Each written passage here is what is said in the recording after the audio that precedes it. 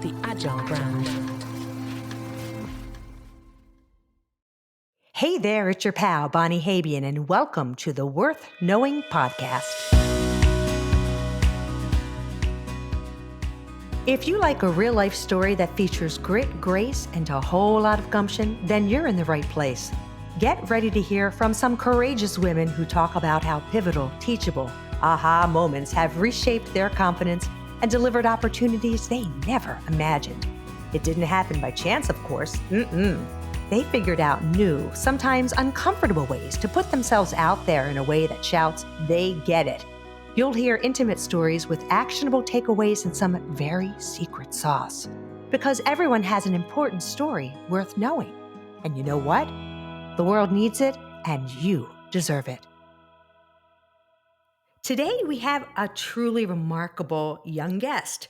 Joining us is Shirah Benarde, a visionary entrepreneur who, at just 16 years old, invented a groundbreaking product and appeared on the Shark Tank. Oh my gosh, I can't even imagine. Yes, she was a CEO at 16, and she's already very old, only 22, CEO of a company she created. It was called Nightcap. Now, Shirah's journey was a long one, from being a teenage inventor to what is now a successful business owner, because she had to really embrace a lot of passion and grit. We know that a journey requires tremendous determination and creativity, especially when you're an entrepreneur. And I can't even imagine being one at the tender young age of 16. But she's got a story for us, and we're going to dive in and find out a lot about the unique details of her journey so far. So welcome, Shirah. It is just such a pleasure to have you, because I love the energy of young people in general, but I certainly love young entrepreneurs. Well, thank you so much for having me. And yeah, I'm definitely a young entrepreneur and excited to share a story. Yeah, so we know that you were officially, at 16 is when everything kind of came together, but there's a really personal story here, and I think that's what's so interesting. There's a personal thing that happened that made you really say, you know what, there's a need for this product, and I'm taking this mission on myself. So would you give us a little bit of a flavor first about, how you've grown up, if you've always had this kind of entrepreneurial flair, but what happened to bring that entrepreneurial action together with, you know what, I'm going for this because this is not something good. Yeah. So I grew up, watching my parents in 9 to 5s. And I had an idea that I wanted to have my own company. I wanted to work for myself because of what I saw them do and how they had to follow someone else's schedule. So at a very young age, probably about 8 years old, I was aware that, You were. I'm probably not going into the same kind of field as they are. Well, that's really young. Sure, that's really, really young to know that. I mean, that's good for you. Yeah, I definitely had like a feeling and an idea that it wasn't for me. I wasn't a great student. I really didn't love people telling me I wasn't great, when teachers or just people like authorities would tell me what to do. And like I just wasn't Oh, your poor parents. I mean, I wasn't horrible, but I didn't like it. So that led me to striving for something more than working for somebody, but I didn't know what that meant. And when I was 16, Mhm. I had a friend, an older friend that went out and was roofied at the bar. And then a couple weeks later, I had went to bed and I thought of this idea in a dream when I was sleeping. So the idea came to me and it was a scrunchie that also had a drink cover inside. When I was sleeping, it just kind of like formed in my head. I just saw like a vision of it, a picture of it, and I took note of it when I was sleeping. And I'm not someone to normally remember my dreams. It's not very common for me. So when this came to me, I was like, "You have to remember this in the morning." And so when I woke up, I went downstairs, I sat down with my dad and I was like, I think I have a really good idea that could save a lot of people. And he really loved it. And my parents are entrepreneurs. So my dad saying that, giving me that validation meant a lot to me because Yeah. he didn't really have that experience. But he sat down, he said, it's either nightcap or top hat. So immediately we went with nightcap. And then from there, I ran upstairs, grabbed my mom's pantyhose and a scrunchie from my room, created a prototype to really show him what I was talking about. Yeah, and you know what? You're right. He could have made or broken your thoughts right then. Maybe, maybe not. You seem very driven, and it probably would have said, "I'm not listening to him, and I'm going to go do my own thing." But the fact that you have that kind of support, and immediately you want to bounce it off of someone, and someone's like, "That's a great idea. It's not going to cost a whole lot, right?" You think about all the little elements around it, and how fun it is to create the name. How fun was that? Just trying to think of what are we going to call this, right? And then I love the story of how you grab your mom's pantyhose and the scrunchie, and you kind of and I've looked at the product. It's very cute, it's practical, it's got, it just kind of checks all the boxes. So I think it's amazing that you somehow probably got this sign, and it is, we maybe it's just trusting the universe, I don't know, but something definitely came to you and then gave you the confidence, along with your dad and mom saying we're going to embrace this, that really gave you a great start. Yeah, I think trusting the universe, like you said, Hmm. it's always been a little bit of a gut feeling to me. Like, you can wake up and say, I had this idea and I don't really feel like acting on it, but something told me you need to go make this right now. And I was so young that I had nothing to lose. So, I was like doing my homework and then also like going to file for a patent. And That alone, that alone is daunting, right? That alone is daunting. And I just been reading this book by the Hint co-founder, actually, I shouldn't say that, Hint founder, Kara Godin, and it's called Undaunted. And so much of it is about that kind of, don't let those fears and things kind of, you know, really stop you. So I can't imagine being 16 and you having to kind of think about, now I've got to go all this patent stuff. At any point did you just say, whoa, whoa, whoa, it's too much. I need to be out having fun with my friends at parties. No, what drove you through those obstacles? I think I was just embracing that I didn't know what was going on because I knew, I'm 16. Hmm. I have this idea. Why not go file for a patent? Why not call up a seamstress to make more prototypes and see where this could go? I think I always had like a feeling that I was supposed to do entrepreneurship and start a business. And this was the idea.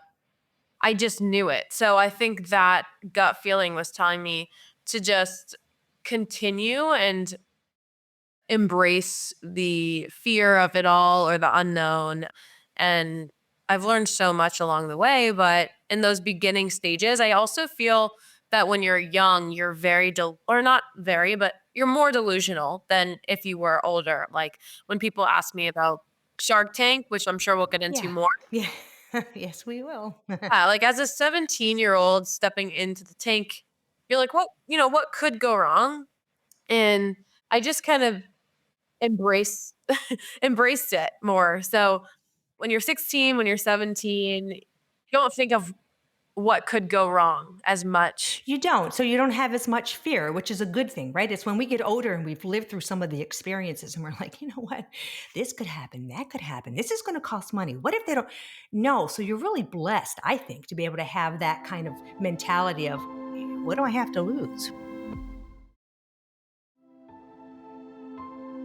Let me ask you from a creative perspective, and I imagine anyone that has gone through an entrepreneurial anything, that creativity and how it iterates and morphs is very exciting. So perhaps you started out with the concept of, you know what, I think it should fit this way. And then you come up with another idea of, oh my gosh, what if we put the straw this way and it's washable? And, wait a minute. Are we going to use the scrunchie on the hair? But I want to make sure it doesn't get hair on the drink. So all of those different challenges and obstacles also provide so many opportunities. So kind of take us through this point. You must have invested something, a little bit of money of something into this kind of prototype. Then you go through the patent.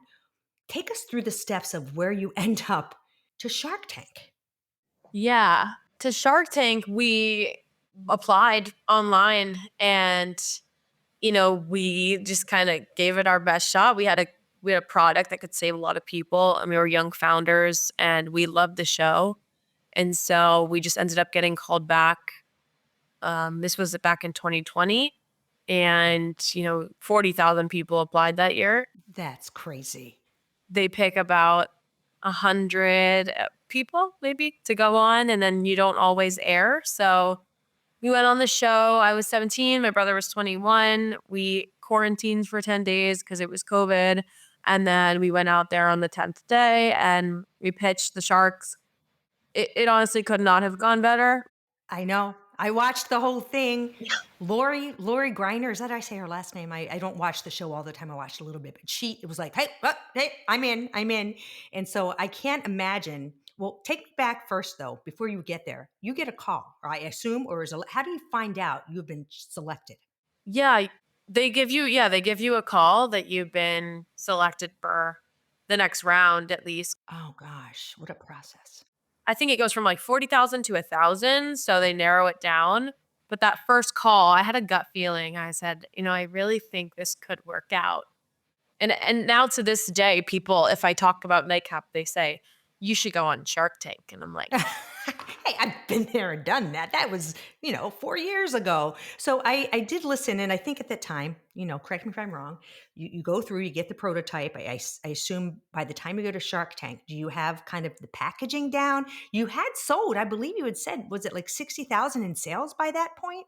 yeah. So we had $68,000 in sales, and 40,000 of those were from a TikTok video. Oh my gosh, one TikTok video. Yeah, so we had blown up on TikTok before stepping in the tank, which really helped us because when we were on the show, we were able to show, this has traction. People want this product.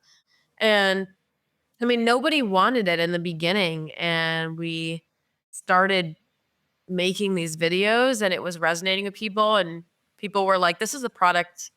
Like, how has no one thought of this before? It was one of those. Right, And right.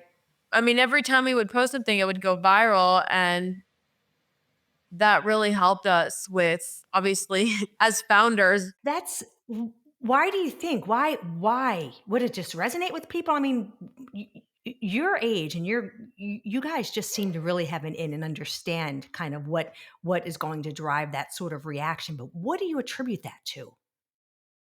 Yeah, I think with social media in general, I think it's attributed to the message and the hook. So The message and the hook. Okay.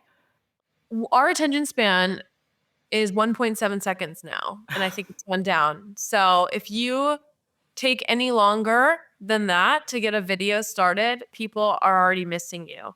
I think with our product, it was just new, fun, exciting. And also, we didn't talk about drink spiking before. Like 5 years ago, before our company was out, people really didn't talk about it. You didn't really know.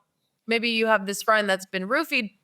They probably weren't sharing that story. And I think, You're right. yeah, I think bringing up the conversation, people saw the product, they're like, what is this? And then it clicked. It's like, oh, this is for something that I've been affected by, but I probably haven't told anyone. So it really brought up the conversation. And I think that's what made it such a viral product. And what continues to make our business really successful is that people really do experience the problem and we just have no idea. No, yeah, and I think you're right. I do think there's almost a little bit of a taboo there. I mean, I think about it now, and I've heard from a friend, so and so the other night was, in a bar and somebody slipped something into her drink. Oh my gosh, that's terrible. But you don't go out there and talk about it in a group setting. So I think you probably have brought a really good problem to light, and also a little bit of a solution where you can do something very easy. It's an affordable product. You're able to take that and put that easily to protect yourself, and it I would imagine it definitely does stop some folks from, whomever those bad people are. I mean, what are they going to do? They can't, it ruins everything in that respect, which is a good thing. Take me through a little bit of the tipping point. There's, a tipping point of some sort, and maybe it was a collaboration of different things that happened for you that when you get out there and you've created this product, you now have the momentum with the TikTok videos. You also have the momentum from being on Shark Tank. Is there kind of a formula that you can share with some of the other folks who are listening who are, thriving, want to be successful entrepreneurs? People would love to hear a little bit about those elements that came together for you. Mhm. Yeah, there's definitely a formula. I think it's obviously different for every company, but today we really want like we want human connection, and we want to know what ingredients and what companies we're consuming. So for a lot of us, we buy products where we know who the founder is. And so if you're wanting to start a business, my biggest suggestion is to tell your story and share who you are as a person, because people are really buying from you. Like, you definitely have a good product, but if you can also get behind the camera and talk about why you started it, what problem you're solving, or the struggles you went through to get this product on the market, literally anything and everything about yourself, that goes so much further. And people really recognize they feel like your friend. And when they can feel like your friend and feel like they know you, they 100% have more buying intent for your product, whatever it is. So finding like connection through your story is my best piece of advice. That's really what escalated Nightcap for us when I had left. I was going to University of Tampa after Shark Tank. I went to college, and then when I went there for a year and a half, and I decided I'm just gonna go full force into the company. I don't need to really do this right now, maybe later. So I jumped in full time on the company, started making videos of myself talking about what is drink spiking, how did I start this company, how did I think of the idea, like what was the prototype process, everything and anything. And I still do it to this day when I can.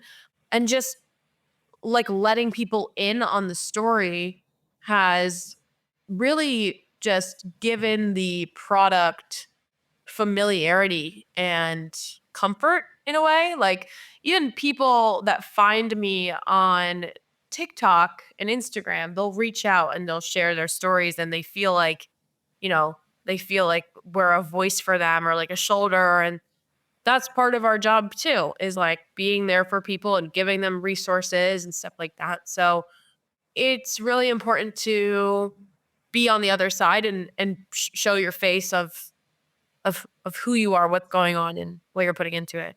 So you never looked back, it sounds to me. I mean, and I'm going to get into it a little bit. I want to understand some of the obstacles because there has to be some obstacles, like in anything that you developed. But when you left school and you said, okay, I'm all in, I'm going to just do, and those videos are a lot of work. All of this stuff is not easy. So, I mean, you must have been, something was driving you. And I'm curious to what that was. Did you really just see a passion that this is going to be successful? I know it's needed. What were like the two or three things that allowed you to not look back, to leave school and to say, I'm all in? Yeah, well, easily 2, 3 things. I looked at what I was learning in school versus what I could be doing, and for me, it was a problem of people are getting roofied. People, period. Like, people are getting roofied. This is a problem. And I'm sitting in class, not really benefiting as much as I would helping other people. So it was kind of like that mindset of I could be helping people and I'm not.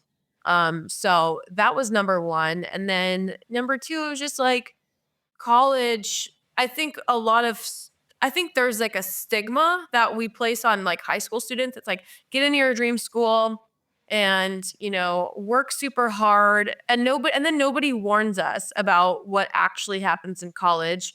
And there's so much peer pressure and partying and distractions. There's so much of it that for me, I felt like I was just partying. Like, honestly, I just felt like Yeah. I wasn't learning as much as I was socializing, and I had already gotten my all of the socializing I needed, out, and I didn't need to keep doing that lifestyle. I didn't want to. I didn't feel like it was good for me. So, you know, I I left. Yeah, well, I'm laughing. You think something drives you differently. There's some things where people, me, I'm a constant learner. I love to learn. I love to meet people. I love to connect. You are built a little differently. You're built for this. You are built for this. You know what? I am just going for what makes me happy. I can go and, do what I need to do and kind of really make this work. And I think that's a little bit of a different mindset. So let's talk about that mindset, because that's a very strong mindset you need to have, especially when you have obstacles to face. Let's talk about a few of the obstacles. People think the entrepreneurialism thing sounds great. I agree. We started out, I don't want to work for anyone. I want to do something more fun. I don't want someone telling me what to do. But there's some sacrifices and things, that people don't think about that comes along the way. What are those things that are hard that people need to understand? Yeah, well, sacrifices, if you want to talk about that, I want to start there. I think you have to want what you're creating so badly because sacrifices are like huge in entrepreneurship. You lose a lot of friends. I think people don't understand what you're doing. And so you just end up losing people and you become kind of isolated. Like when you're working towards something that a lot of people don't get, you are like they say entrepreneurship is lonely. Like it really is. Mhm. That is true. I would say that's true. But if you can have a small circle and build with them, even if they're not a part of your business, like that's really important. Or like surrounding yourself with a couple people or like family members that get it. It's super important because it is lonely. So sacrifices is huge. You have to be open and passionate about what you're building and where you're going. Yeah, so much to a point that you can't imagine your life without it, right? So you were not the first person that I've interviewed. This is a common thread I'm finding with some of the women. I had a young girl who was a pilot, and she and her mom were like, made history flying Southwest together. It was a beautiful story, right? But she told me she lost some relationships over that because people, maybe couldn't understand the commitment she had. And she's okay with it, but I could definitely see that that hurt her a little bit because she went for her dream and not everybody understood that when they're out going, wherever on a Friday night and she's like, well, I got to fly 3 days to whatever. She lost some folks. And I think it's important that you find your tribe. And that's what they told me during that show. Find your tribe. And it sounds to me, you're saying the same thing. Yeah. Yeah. And I think, I mean, obstacles. For me, my biggest obstacle was myself because I was so young that I didn't have the confidence to pick up the phone, call someone, send an email. I didn't know what I was doing. So that stopped me from accomplishing a lot of things. And even now to this day, the stuff that I get done, like the partnerships that I build, it's all about the conversations that I have or the emails that I send or the customers that I talk to. And like, I did not know how to do any of that before. I knew it was in me, but I was just so young that I like didn't let myself, I just wasn't, I was insecure and I didn't get it. But you kind of learn it as you go.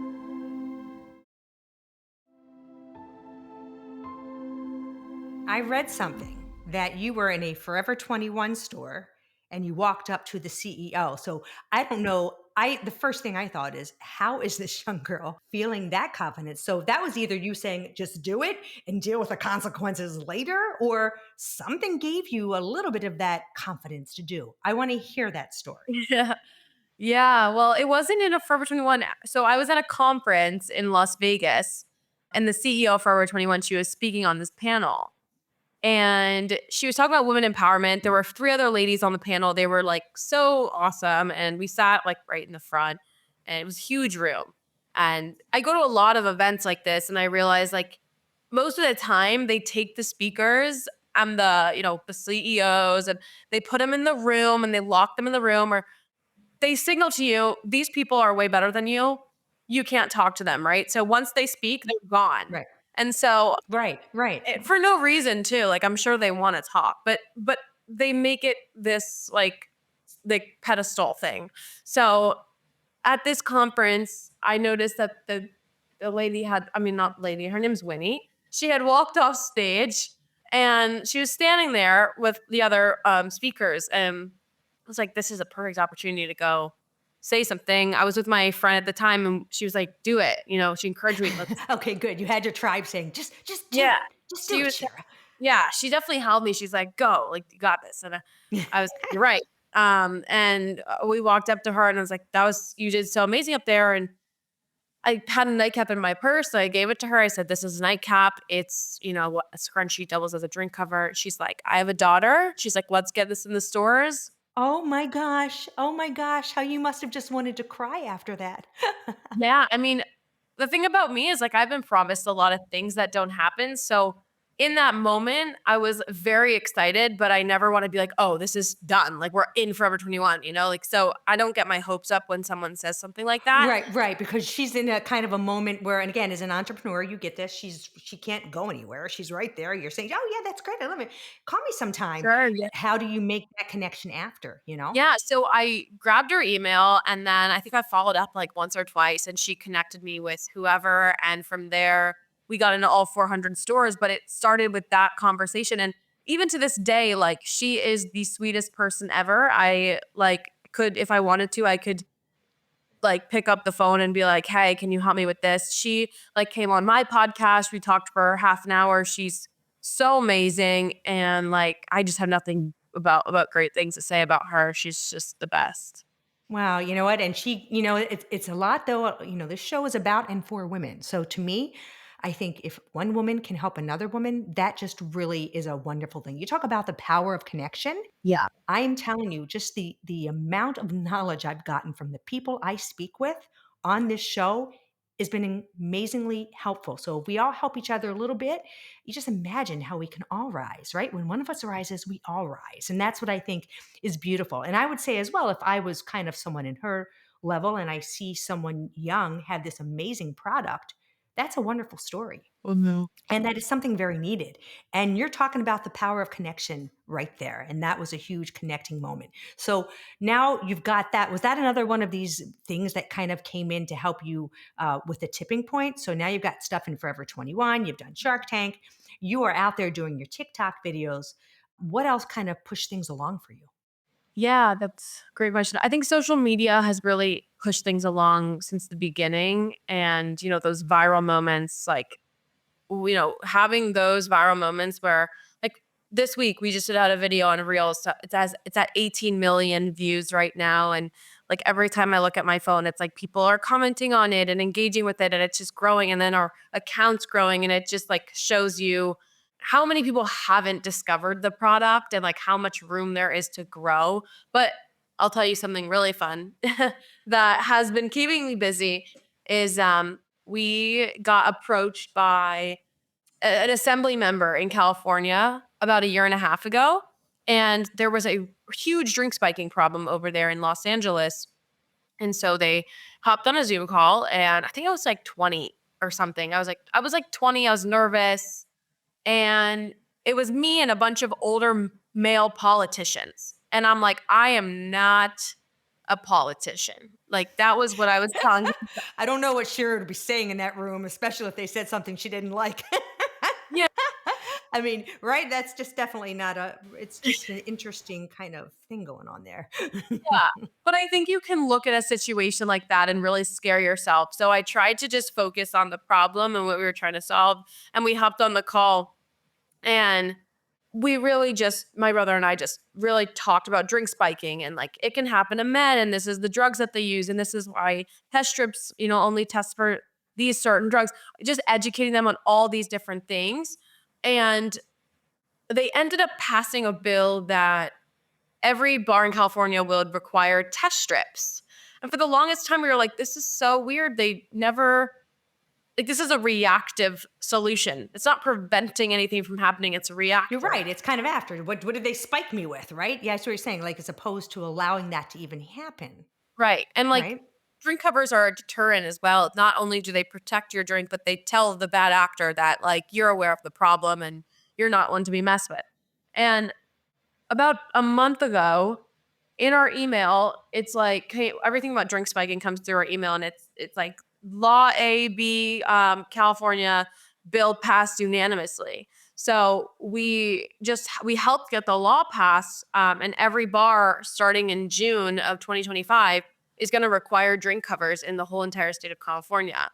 That, I mean, talk about purpose, and you've become a thought leader. So you have to kind of see that, right? In some respects, it's great you're an entrepreneur, but in some ways, you've also become a thought leader, which has kind of, I think, provided a lot of momentum for your product as well, which is amazing. Yeah, So are you absolutely. going Yeah. to provide those drink covers?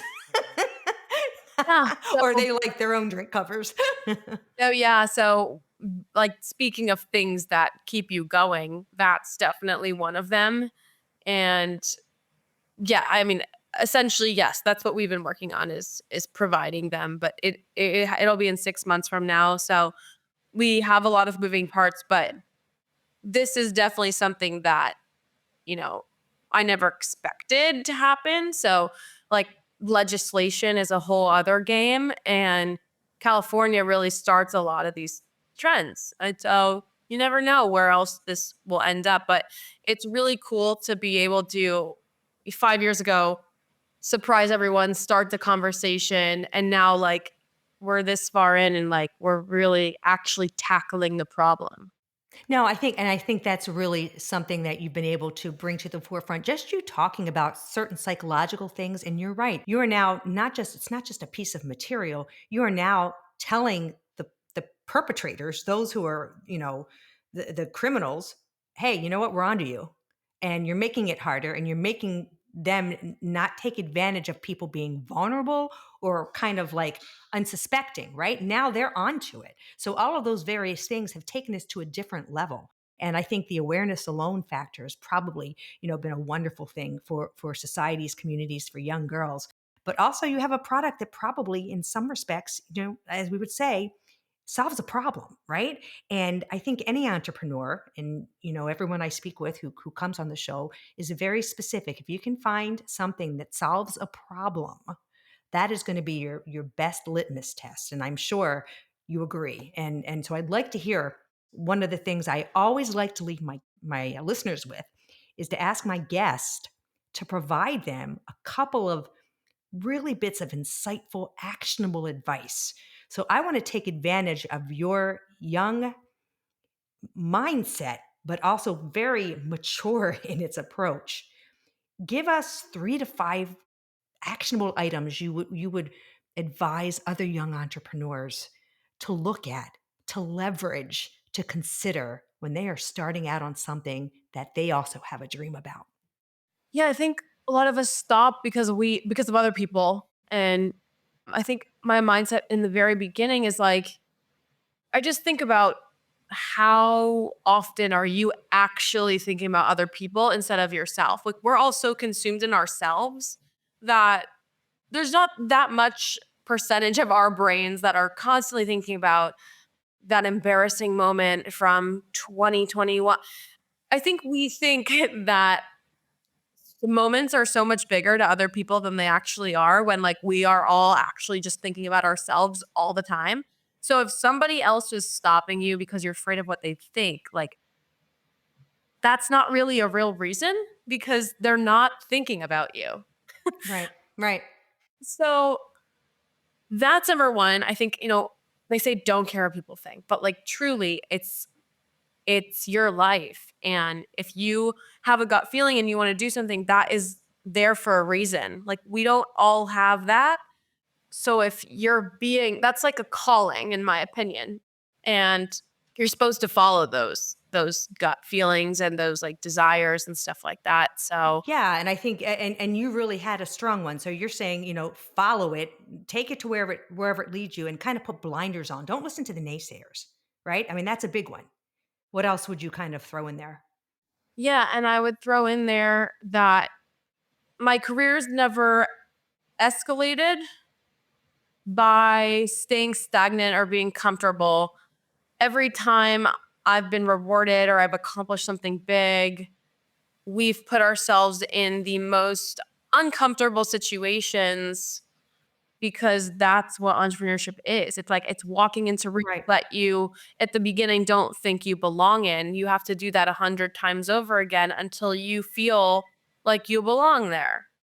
Yeah. And you know what? Sometimes people say the biggest thing you can do or the best thing you can do is to feel uncomfortable and walk into something before you're 100% ready. So that seems to be another one that you've kind of put out there, right? So don't listen to the naysayers. It's okay to feel uncomfortable. That means you're growing, and that's not necessarily bad. Yeah. I would also say the last thing I would say too is, speaking of being ready, like we're never, once you realize like you're never going to be ready for anything, is when you become ready for everything. So we're not ever ready for situations or walking up to certain people. Like it's usually going to be scary, it's usually going to be intimidating, but once you do that so many times, it's like exposure therapy. Like once you do it so many times, you're going to be able to talk to anyone, pick up the phone, call anyone, like start conversations, walk into rooms. Once you know how to overcome the intimidation and stop putting things on a pedestal, you won't be scared of it anymore. And honestly, if you are scared, I think everything good is on the other side of fear. Yeah. Yeah. Just go for it. Yeah, and you are living proof of that, and, I just cannot wait to continue to watch your journey where you are in 10 years, 20 years, 30 years. I have a feeling you are not even at the beginning. So, I wanna thank you so much for joining us and sharing not only information about a great product, but also really it's a good mission, and you're making a huge impact, and you can learn more about Shira by following the links in the show notes. So, please share the podcast with others if you think they would like to learn more about Worth Knowing Wisdom, and leave a comment on Apple or Spotify if you enjoyed the show. Thank you for joining us on this episode of Worth Knowing. If you'd like to learn more about our guest story or connect with them, you'll find their details in the show notes. Remember, the path to worth knowing is paved with courage and insight. Stay inspired, keep striving, and continue to make a difference. Then, you must make sure to share it with others. Until next time, keep chasing those aha moments, my friends. The ones that deliver results and motivate and teach the world. Worth Knowing is produced by Missing Link, a Latina-owned, strategy-driven, creatively fueled production co-op. From ideation to creation, they craft human connections through intelligent, engaging, and informative content. The Agile brand.